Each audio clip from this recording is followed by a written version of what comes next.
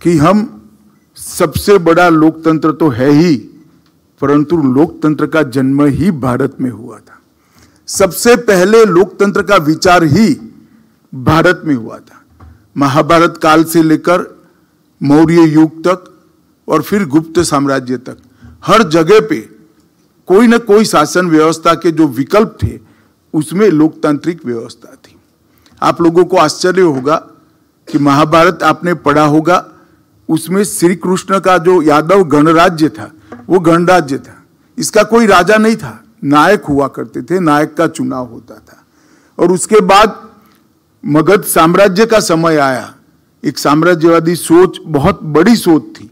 इसके सामने भी वैशाली, मल्ल, कई गणराज्य थे जिन्होंने बहुत अच्छे शासन के उदाहरण दुनिया के सामने पेश किए थे। हम भारत में लोकतंत्र की जननी के संस्कार को समाहित किए हुए लोकतंत्र को आज हमारी जड़ें बहुत नीचे तक पहुंच चुकी है।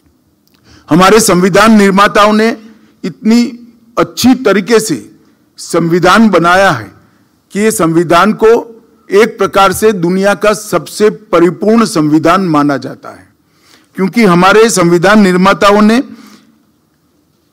हमारे देश की जो परंपरागत लोकतांत्रिक व्यवस्था और लोकतांत्रिक संस्कार थे उसको तो हमारे संविधान में समाहित किए ही, परंतु आज के समय की जो रिक्वायरमेंट थी इसके अनुसार एक आधुनिक संविधान देने का भी प्रयास किया।